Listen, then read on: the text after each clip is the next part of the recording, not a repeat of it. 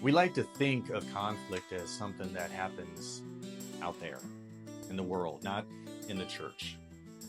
But James knows better.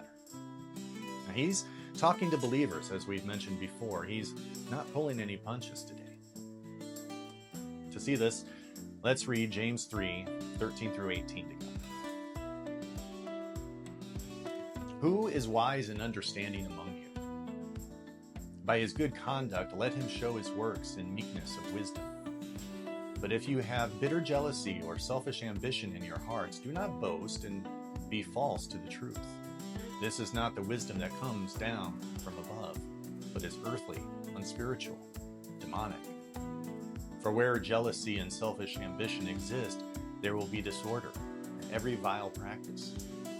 But the wisdom from above is first pure, then peaceable, gentle, open to reason, full of mercy and good fruits, impartial and sincere.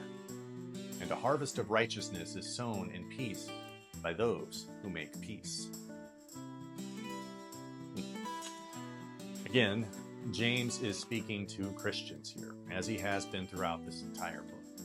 He's writing to people who claim to have faith, and people like us. And yet, there's trouble among them. There's jealousy. There's selfish ambition. There's division. Now, this isn't a message about enemies outside the church. He's talking about behavior inside the church. James is asking a simple question. If you say that you're wise and understanding, does your life show it? He says that true wisdom will show up in good conduct, not just right beliefs, but humble, godly living. And that's the test. What kind of fruit is your life producing? Is it peace or chaos? Is it humility or pride? Because jealousy and selfish ambition are not from God. Now, let's be honest with ourselves here. We don't like to call our own jealousy and selfishness evil. We might say that we're frustrated or just hurt. We might even feel justified in the way we feel. But James doesn't hold back. He calls it what it is. He says that these things are earthly, unspiritual, demonic. That's heavy stuff. That kind of behavior doesn't come from above, it comes from the evil one. That is why it's so dangerous. It tears apart relationships, it damages the church, it makes the world look at us and see no difference. And here's the contradiction that James is exposing. If we say we have true faith, if we say that we're children of God, then why do we act like the world? Why do we give in to bitterness and selfish ambition? Why do we live to get ahead instead of love others? That kind of life doesn't reflect the love of Christ. It doesn't show a heart shaped by the Spirit. Instead, it shows that we've put ourselves first, that we trample over anyone to get what we want. And that, brothers and sisters, is a sure way to divide the church. That's how communities fall apart. But James doesn't just call out the problem, he gives the answer too. He tells us what true wisdom from above looks like. He gives us a list of what faithful life should produce. True wisdom is pure. It's peaceable. It's gentle. It listens.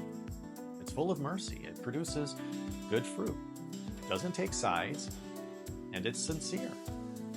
This is what God's Spirit grows in us. These traits aren't flashy all the time. They don't always get applause, but they are the marks of true Christian maturity.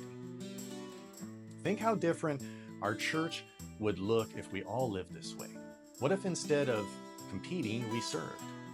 What if instead of being jealous, we rejoiced in each other's blessings? What if instead of pushing for control, we sought peace? That would be a church that looks like Jesus. James ends this section with a promise. A harvest of righteousness is sown in peace by those who make peace. It may take time. We may not see the fruit right away, but God honors those who plant peace. So let's throw away the seeds of jealousy and selfish ambition. Let's plant seeds of peace. And let's trust God to grow something beautiful in us. Here's your application questions today.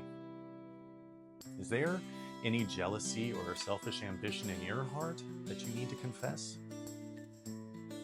And what would it look like to choose peace in one of your relationships this week? Join me in a quick prayer. Lord, help us walk in wisdom that comes from you. Uproot our selfishness.